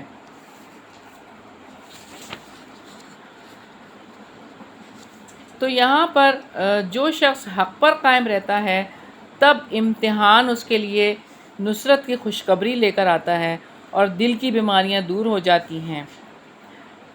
جب اہل ایمان مصائب کو برداشت کر لیتے ہیں، وہ ثابت قدم رہتے ہیں، جب وہ مصیبتوں کے سامنے کھڑے رہتے ہیں تو اللہ تعالیٰ کی مدد اہل ایمان کے لیے یقینی طور پر اس کے لیے قریب ہی ہوتی ہے۔ ہر آنے والی چیز قریب ہے اور اللہ تعالیٰ کی مدد نے آنا ہی ہے، اس لیے وہ قریب ہے۔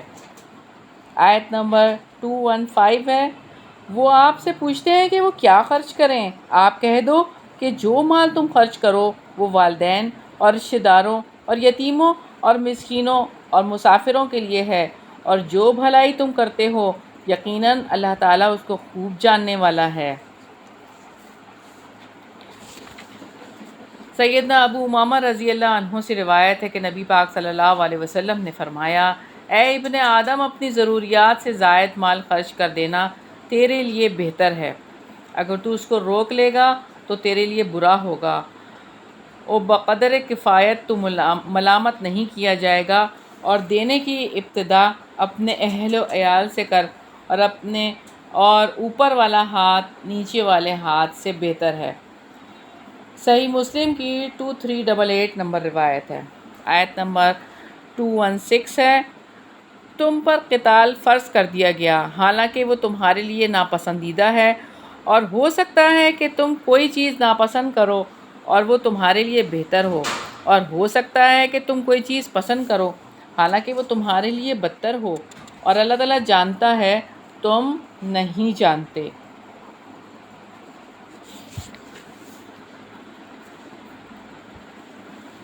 سیدنا ابو ہریرہ،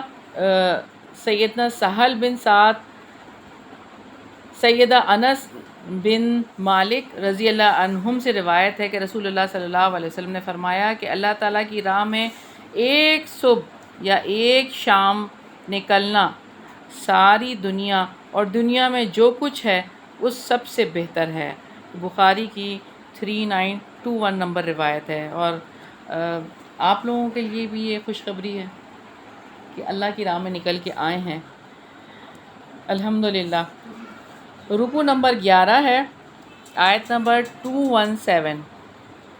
وہ آپ سے حرمت والے مہینے میں قتال کرنے کے بارے میں سوال کرتے ہیں، آپ کہہ دیں اس میں قتال کرنا کبیرہ گناہ ہے، اور اللہ تعالیٰ کی راہ سے روکنا اور اس کے ساتھ کفر کرنا اور مسجد حرام سے روکنا اور اس کے رہنے والوں کو وہاں سے نکالنا اللہ تعالیٰ کے نزدیک اس سے زیادہ بڑا گناہ ہے، اور فتنہ قتل سے زیادہ بڑا ہے، اور وہ ہمیشہ تم سے لڑتے رہیں گے یہاں تک کہ حتیٰ کہ اگر وہ استطاعت پائیں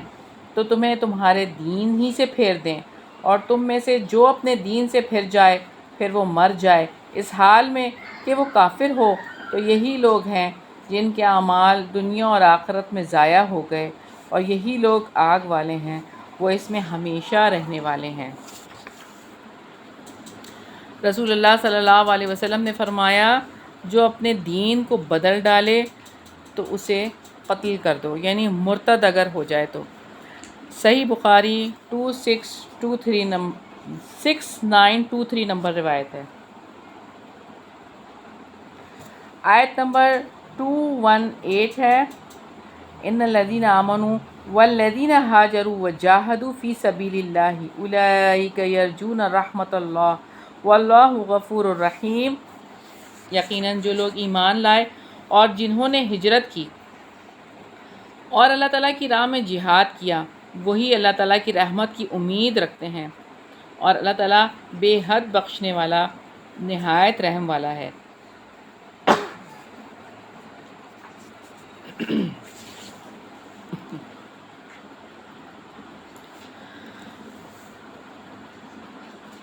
ایک شخص نے آپ صلی اللہ علیہ وسلم کی خدمت میں حاضر ہو کر پوچھا، یا رسول اللہ صلی اللہ علیہ وسلم، جو شخص مالی فائدے یا ناموری کے لیے جنگ کرتا ہے اسے کیا ملے گا؟ آپ صلی اللہ علیہ وسلم نے فرمایا، اسے کچھ نہیں ملے گا۔ اس سائل نے اس پر بہت تعجب کا اظہار کیا اور آ کر دوبارہ یہی سوال کیا۔ آپ صلی اللہ علیہ وسلم نے دوبارہ یہی جواب دیا۔ اس کو اطمینان اب بھی نہ ہوا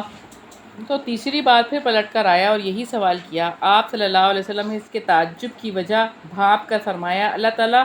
کوئی عمل اس وقت تک قبول نہیں کرتا جب تک کہ وہ خاص اس کی خوشنودی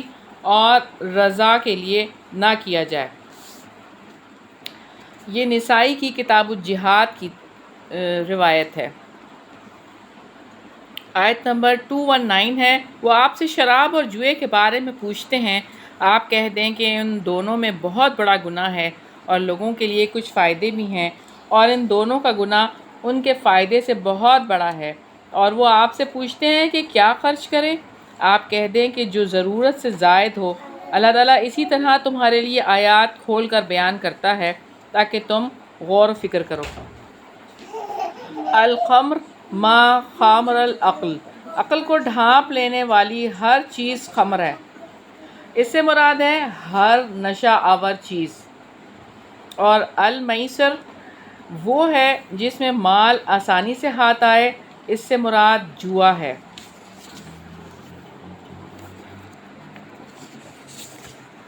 اس کے حوالے سے بہت طویل بحث ہے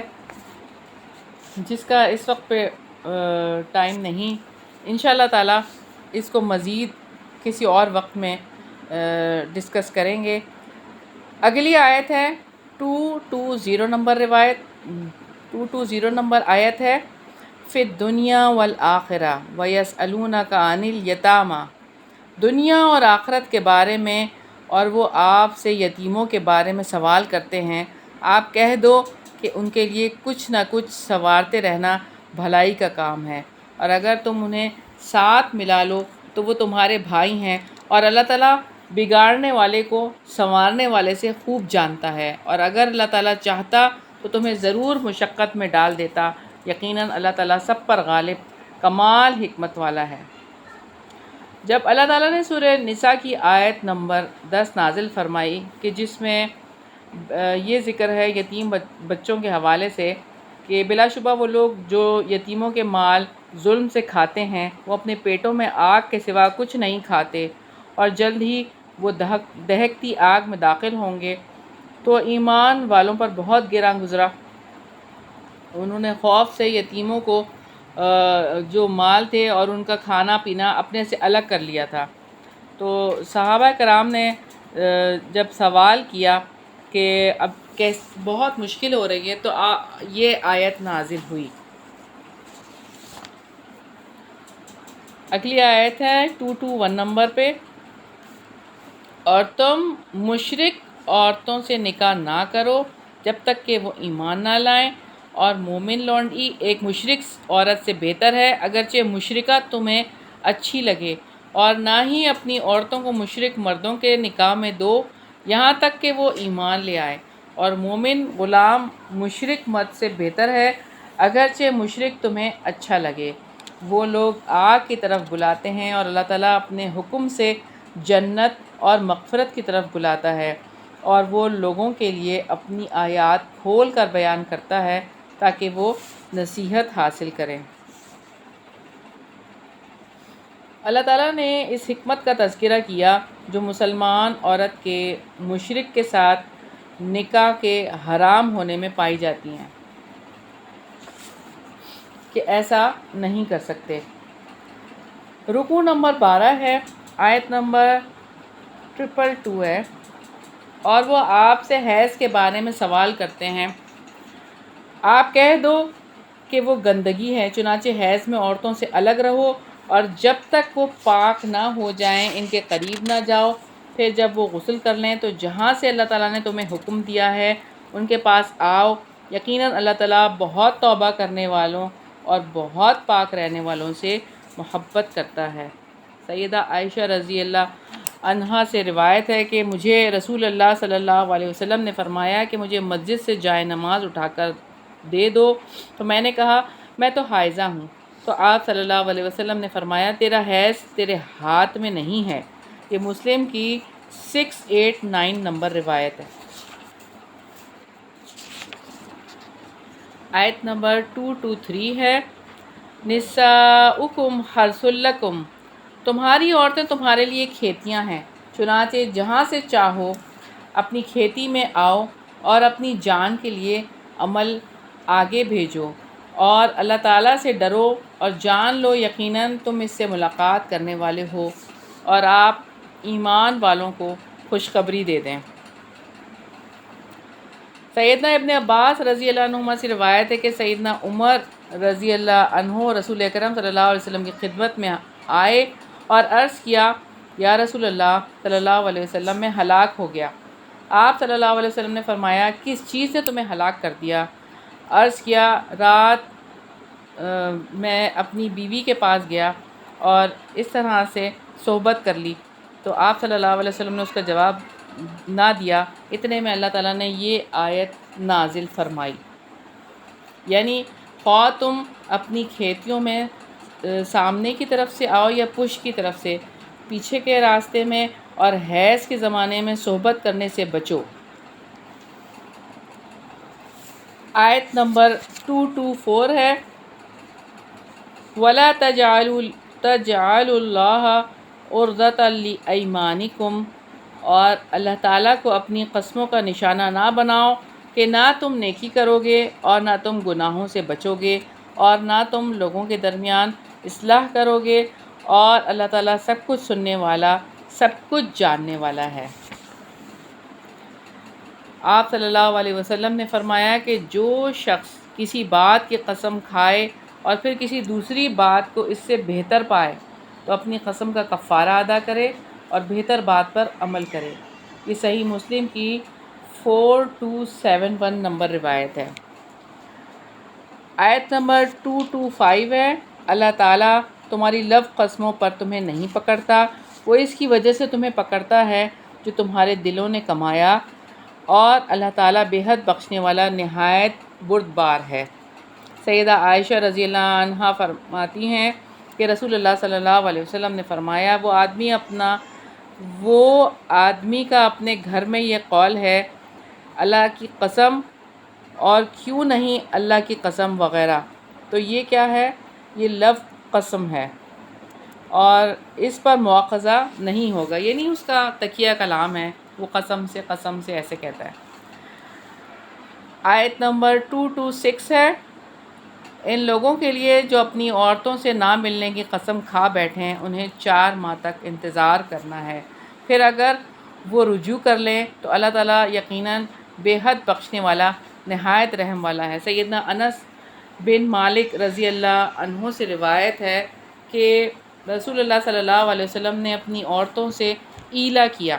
اس وقت آپ صلی اللہ علیہ وسلم کے پاؤں میں موچ آئی ہوئی تھی اور آپ صلی اللہ علیہ وسلم 29 دن تک الگ بالا خانے میں قیام پذیر رہے۔ 29 دنوں کے بعد تشریف لائے تو لوگوں نے کہا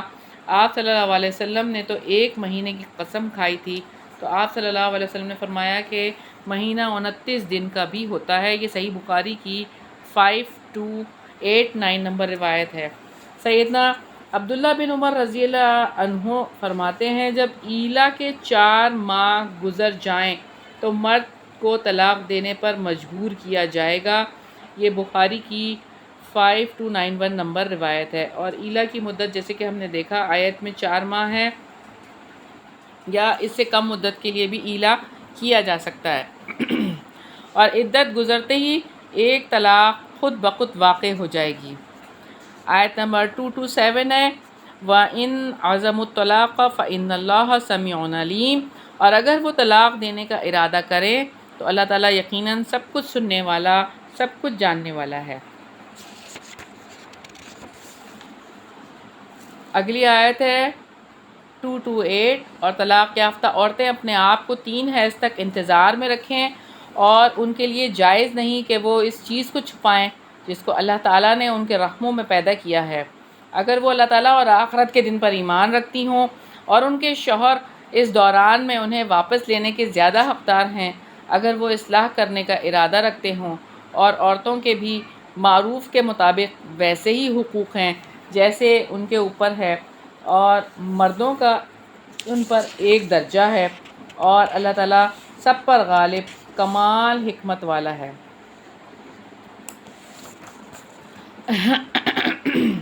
تو یہاں پر والرجال علیہن درجہ کی بات کی ہے اللہ تعالیٰ نے، جیسے کہ سورہ نساء میں فرمایا الرجال قوامون علی النساء بما فضل اللہ بعضهم علی بعض،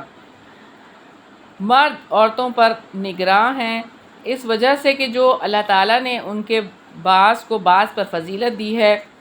اور اس وجہ سے کہ انہوں نے اپنے اموال میں سے خرچ کیا ہے۔ رکوع نمبر 13 ہے، آیت نمبر 229 ہے، رجعی طلاق 2 بار ہے، الطلاق مرتان، پھر یا تو اچھے طریقے سے روک لینا ہے یا نیکی کے ساتھ رخصت کر دینا ہے، اور تمہارے لیے حلال نہیں کہ تم اس میں سے لے لو جو کچھ بھی تم نے ان کو مہر میں دیا ہے، پھر اگر تمہیں خوف ہو کہ وہ دونوں اللہ کی حدود کو قائم نہ رکھ سکیں گے تو ان دونوں پر اس میں کوئی گناہ نہیں ہے۔ جو عورت خلا کے فدیے میں دے دے، یہ اللہ تعالیٰ کی حدود ہیں، چنانچہ ان سے آگے نہ بڑھو، اور جو اللہ تعالیٰ کی حدود سے آگے بڑھے گا تو یہی لوگ ظالم ہیں۔ تو یہاں پر طلاق کی بات ہے کہ طلاق 2 دفعہ ہے، تیسری دفعہ یا تو اچھے طریقے سے رکھ لینا ہے یا اسے آزاد کر دینا ہے، اور اس کے بعد اس سے کوئی تعلق نہیں رہ سکتا۔ اور دوسری بات یہاں خلا کی بھی ہے، ان دونوں پر اس میں کوئی گناہ نہیں جو عورت خلا کے فدیے میں دے۔ تو خلا سے مراد ہے کہ ایک عورت کا اپنے شوہر کو کچھ دے کر طلاق حاصل کرنا۔ سیدنا ربیع بنت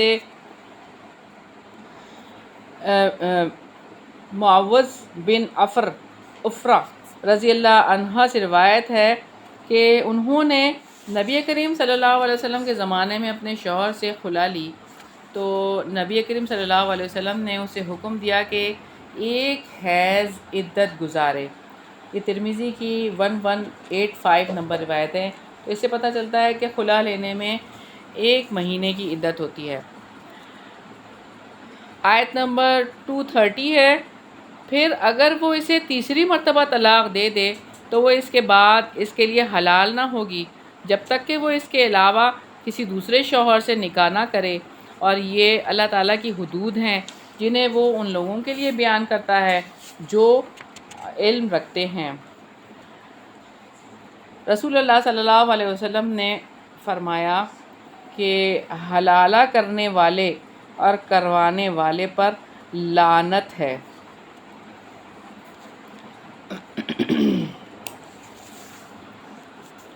آیت نمبر 231 ہے، اور جب تم اپنی عورتوں کو طلاق دو تو پس وہ اپنی عدت کو پہنچ جائیں تو اچھے طریقے سے انہیں روک لو یا اچھے طریقے سے انہیں چھوڑ دو، اور انہیں تکلیف دینے کے لیے نہ روکے رکھو کہ تم زیادتی کرو، اور جو ایسا کرے تو یقیناً اس نے اپنی جان پر ظلم کیا۔ اور اللہ تعالیٰ کی آیات کو یہاں پہ مسنگ ہے تھوڑا سا، کھیل نہ بناؤ، اور اپنے اوپر اللہ تعالیٰ کی نعمت کو یاد کرو، اور جو کتاب و حکمت میں سے اس نے تم پر نازل کیا وہ تمہیں اس کے ساتھ نصیحت کرتا ہے، اور اللہ تعالیٰ سے ڈرو اور جان لو، یقیناً اللہ تعالیٰ ہر چیز کو خوب جاننے والا ہے۔ تو یہاں اللہ تعالیٰ نے تنبیہ کے طور پر یہ فرمایا ہے کہ اس طرح کھیل نہ بناؤ، یعنی اپنی مرضی سے یہ کام نہ کرو۔ اگر کبھی زندگی میں ایسا ہو جائے بالاتفاق تو ایکس ہسبینڈ سے شادی یا نکاح ہو سکتا ہے، ادروائز اس کو خود سے نہ کرو اس طرح سے کر کے حلالہ کے طور پر۔ آیت نمبر 232 ہے اور یہ رکوع نمبر 14 ہے۔ اور جب تم عورتوں کو طلاق دو اور وہ اپنی عدت کو پہنچ جائیں تو ان کو نہ روکو کہ وہ اپنے شوہروں کے ساتھ نکاح کر لیں جب وہ اچھے طریقے سے آپس میں راضی ہو جائیں۔ یہ ہے جس کے ساتھ اس شخص کو نصیحت کی جاتی ہے جو تم میں سے اللہ تعالیٰ پر اور یوم آخرت پر ایمان رکھتا ہے، یہی تمہارے لیے زیادہ پاکیزہ اور صاف ستھرا ہے، اور اللہ تعالیٰ جانتا ہے اور تم نہیں جانتے ہو۔ معقل بن یسار رضی اللہ عنہ کی بہن کو ان کے شوہر نے طلاق دے دی تھی، لیکن جب عدت گزر گئی اور طلاق بائن ہو گئی، یعنی ایک طلاق ہو گئی، تو انہوں نے پھر ان کے لیے پیغام نکاح بھیجا۔ معقل رضی اللہ عنہ نے اس پر انکار کیا، مگر عورت چاہتی تھی تو یہ آیت نازل ہوئی، تم انہیں اس سے مت روکو کہ وہ اپنے پہلے شوہر سے دوبارہ نکاح کریں۔ یہ صحیح بخاری کی 4529 نمبر روایت ہے۔ اگلی آیت ہے آیت نمبر 233، اور مائیں اپنی اولاد کو پورے 2 سال دودھ پلائیں، یہ اس کے لیے ہے جو ارادہ رکھے کہ رضاعت کی مدت کو پورا کرے، اور باپ کے ذمہ ان عورتوں کو معروف کے مطابق کھانا اور کپڑے دینا ہے۔ کسی شخص کو اس کی طاقت سے زیادہ تکلیف نہیں دی جاتی، نہ کسی ماں کو اس کے بچے کی وجہ سے نقصان پہنچایا جائے اور نہ ہی باپ کو اس کے بچے کی وجہ سے تکلیف دی جائے، اور یہی ذمہ داری وارث پر بھی ہے۔ پھر اگر دونوں باہمی رضامندی اور باہمی مشورے سے دودھ چھڑانے کا ارادہ کریں تو بھی ان دونوں پر کوئی گناہ نہیں، اور اگر تم ارادہ کر لو کہ اپنے بچوں کو دودھ پلواؤ تو تم پر کوئی گناہ نہیں، جب معروف طریقے کے مطابق جو دینا ہو وہ تم ان کو پورا ادا کر دو، اور اللہ تعالیٰ سے ڈرو اور جان رکھو یقیناً جو بھی تم کرتے ہو اللہ تعالیٰ اس کو خوب دیکھنے والا ہے۔ تو یہاں پر رضاعت کی بات اللہ تعالیٰ نے فرمائی اور اس کی وضاحت کر دی۔ اگلی آیت ہے 234، اور جو لوگ تم میں سے وفات پا جائیں اور اپنے پیچھے بیویاں چھوڑ جائیں وہ اپنے آپ کو 4 مہینے اور 10 دن تک انتظار میں رکھیں، پھر جب وہ اپنی عدت کو پہنچ جائیں تو جو کچھ وہ اپنی ذات کے بارے میں معروف طریقے سے کریں تم پر اس کا کوئی گناہ نہیں، اور اللہ تعالیٰ ان کاموں سے پوری طرح باخبر ہے جو تم عمل کرتے ہو۔ سیدہ ام عطیہ رضی اللہ عنہا سے روایت ہے، رسول اللہ صلی اللہ علیہ وسلم نے فرمایا، بیوہ عورت سرما لگائے، نہ رنگا ہوا کپڑا پہنے اور نہ خوشبو استعمال کرے۔ صحیح بخاری کی 5342 نمبر روایت ہے۔ آیت نمبر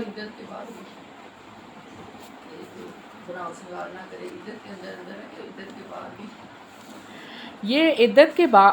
کے بعد نہیں ہے، عدت کے دنوں میں عورت کے لیے یہ حکم ہے کہ وہ 4 مہینے 10 دن تک بناؤ سنگار نہیں کرے گی، نہ سرما لگائے گی، نہ رنگا ہوا کپڑا پہنے گی، نہ خوشبو لگائے گی، اور اس کے بعد اسے اجازت ہے کہ وہ رنگا ہوا کپڑا بھی پہن سکتی ہے، خوشبو بھی لگا سکتی ہے، سرما بھی لگا سکتی ہے، سب کچھ کر سکتی ہے۔ سوگ کے دن صرف 4 مہینے اور 10 دن ہے۔ ہمیں ایک روایت میں ملتا ہے، ام عطیہ ہی کی روایت ہے، کہ جب انہوں نے اپنے بھائی کی وفات پر تیسرا دن گزر گیا تھا، اس کے بعد انہوں نے عطر لگایا اور انہوں نے روتے ہوئے یہ کہا کہ دل تو نہیں چاہ رہا کیونکہ بھائی کا غم ہے، لیکن نبی پاک صلی اللہ علیہ وسلم کا یہ حکم ہے کہ سوگ کے دن عام لوگوں کے لیے 3 دن ہے، اور بیوہ کی جو سوگ کے دن ہے وہ 4 مہینے 10 دن ہے، تو اس لیے میں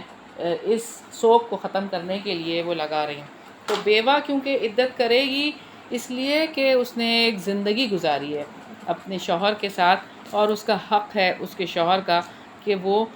اس کے لیے سوگ کرے، لیکن سوگ پوری زندگی نہیں کرنا، پوری زندگی کا سوگ اللہ تعالیٰ نے نہیں بتایا، اللہ تعالیٰ نے صرف 4 مہینے 10 دن کا سوگ بتایا ہے۔ اگلی آیت ہے آیت نمبر 235، اور تم پر کوئی گناہ نہیں کہ تم ان عورتوں کو اشارتاً نکاح کا پیغام دو یا اپنے دل میں چھپاؤ۔ اللہ تعالیٰ نے جان لیا ہے کہ تم لازماً انہیں ضرور یاد کرو گے، لیکن تم ان سے کوئی پوشیدہ عہد و پیمان نہ کرو مگر یہ کہ تم معروف بات کہو اور عقد نکاح کا ارادہ نہ کرو یہاں تک کہ عدت اپنی انتہا کو پہنچ جائے، اور جان لو یقیناً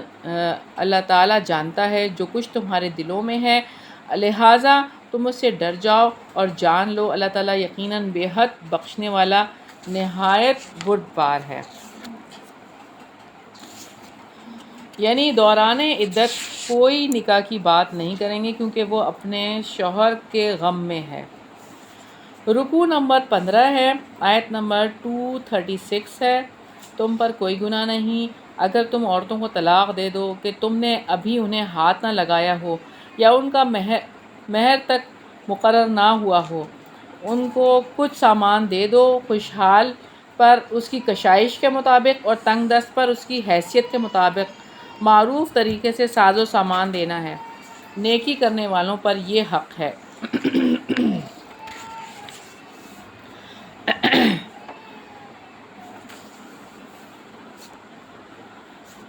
آگے ہم دیکھتے ہیں آیت نمبر 237 ہے، اور اگر تم نے انہیں طلاق دے دی اس سے پہلے کہ تم انہیں ہاتھ لگاؤ اور تم ان کے لیے مہر بھی مقرر کر چکے تھے تو جو تم نے مقرر کیا اس کا نصف لازم ہے مگر یہ کہ وہ خود معاف کر دیں یا وہ مرد معاف کر دے جس کے ہاتھ میں نکاح کی گرہ ہے، اور تقوی کے زیادہ قریب یہی ہے کہ تم معاف کر دو اور آپس میں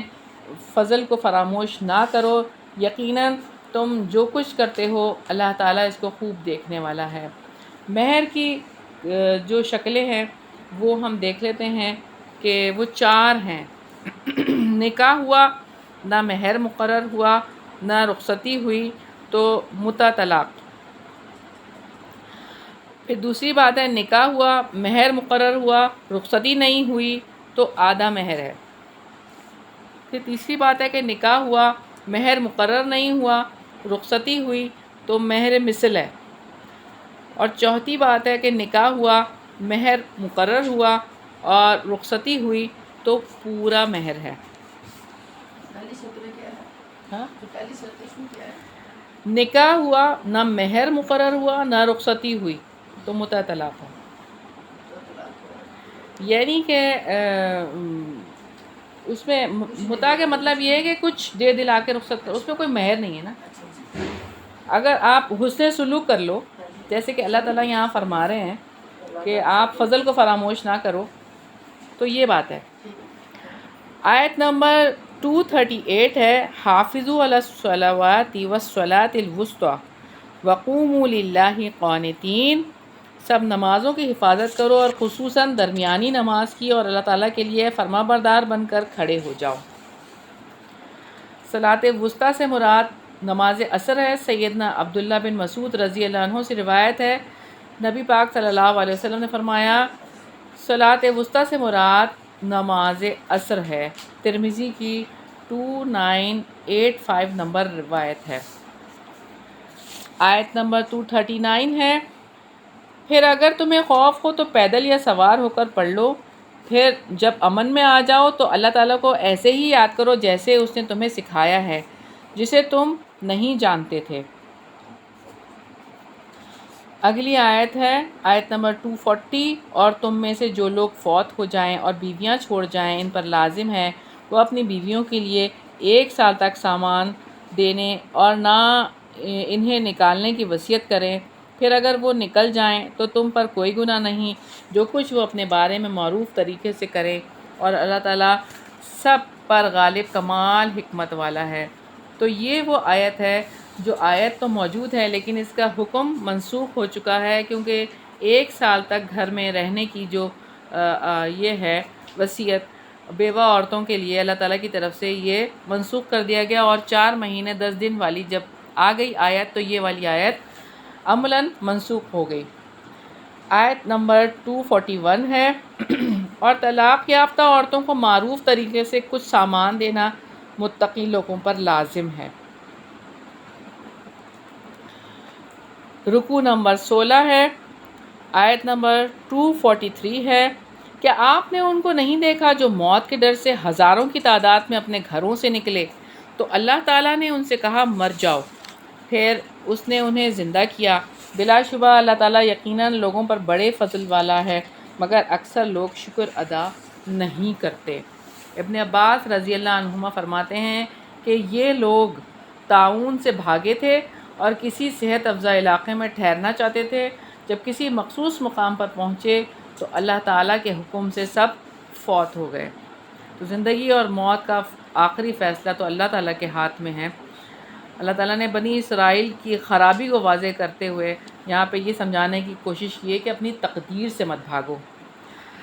آیت نمبر 244 ہے، اور اللہ تعالیٰ کی راہ میں جنگ کرو اور جان لو، بلا شبہ اللہ تعالیٰ سب کچھ سننے والا، سب کچھ جاننے والا ہے۔